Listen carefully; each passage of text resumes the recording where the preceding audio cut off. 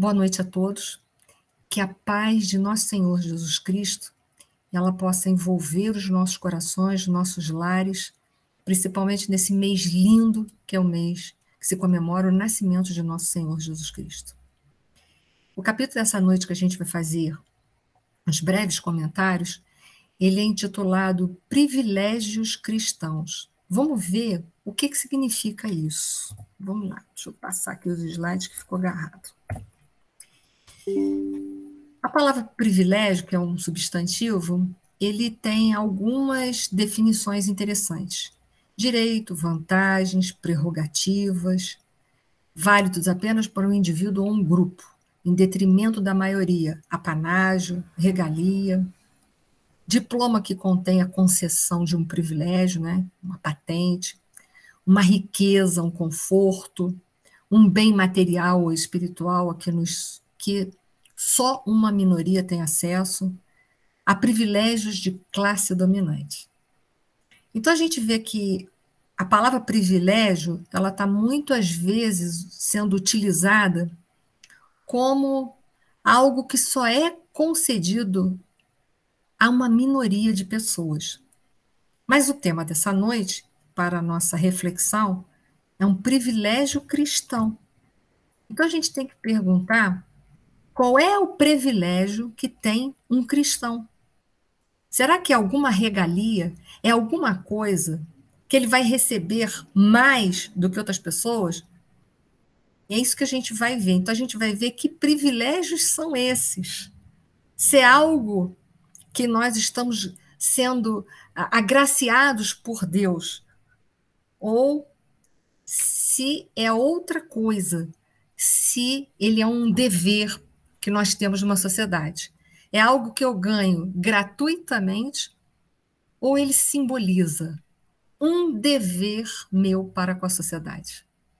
Então vamos ver o que significa para o André Luiz o privilégio do cristão?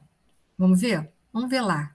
Se é algo de graça ou é algo diferente disso daí? É algo que corresponde a um dever nosso para com a sociedade. Vamos ver.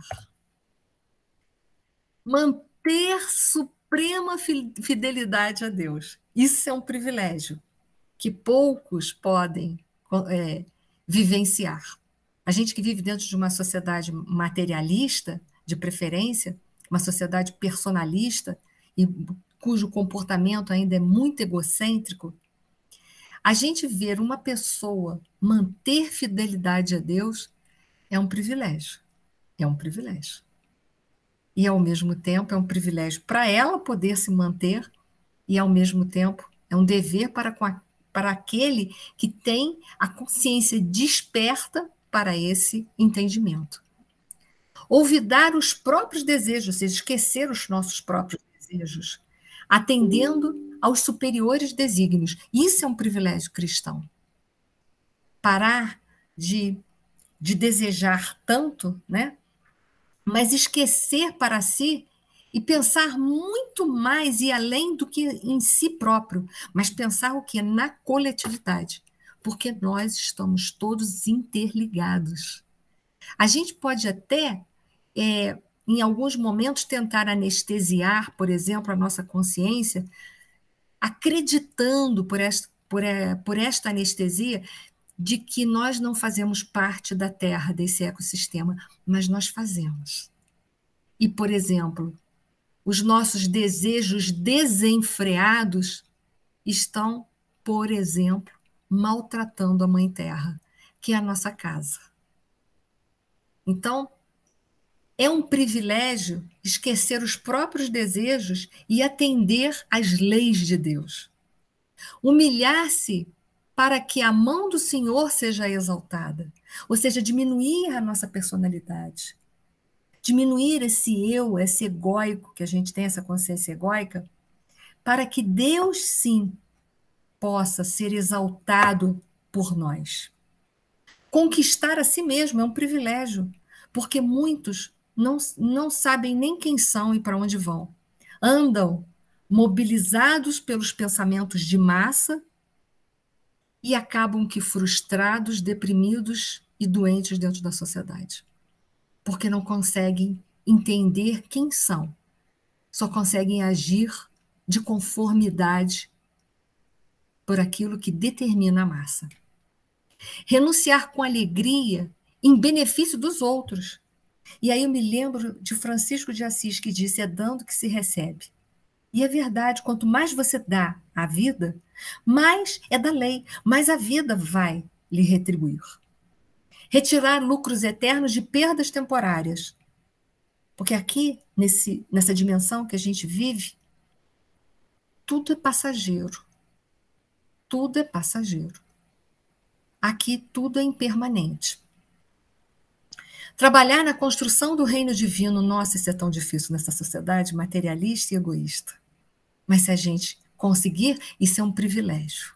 Isso é um privilégio que está sendo concedido pela nossa busca, mas que está ao alcance de todo aquele que quiser. Nisso consiste os privilégios cristãos. Esperar quando os outros... Esperar, né, de ter esperança quando os outros desesperam. É difícil. A gente ver uma luz no túnel muitas vezes diante dos acontecimentos de uma sociedade tão violenta e tão egoísta. Penetrar o templo do silêncio em meio ao vozerio. Guardar a fé acima da tormenta e da dúvida. Calar a tempo de modo a não ferir. Como é difícil às vezes, que a gente quer que a nossa opinião prevaleça ou mostrar que nós estamos mais certos do que as outras pessoas. Mas calar é de profunda sabedoria muitas vezes. Falar com proveito. E a gente vê dentro de uma sociedade quanto que a gente às vezes joga a conversa fora. E o quanto que a palavra tem poder e ela poderia ser utilizada por cada um de nós em proveito de nós próprios e em proveito de uma coletividade que é a humanidade terrestre. Ouvir o divino amigo em plena solidão é difícil, mas é um privilégio.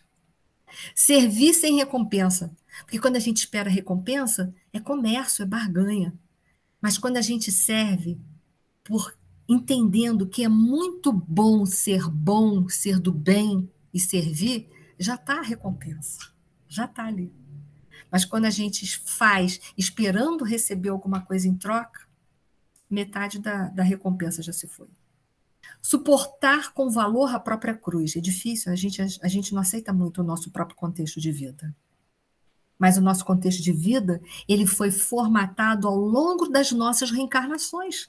Hoje nós somos o produto de todas as reencarnações que já tivemos.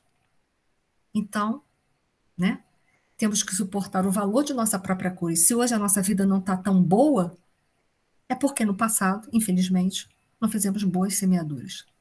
Sofrer aprendendo e aproveitando. Se não for assim, o sofrimento ele se transforma em masoquismo.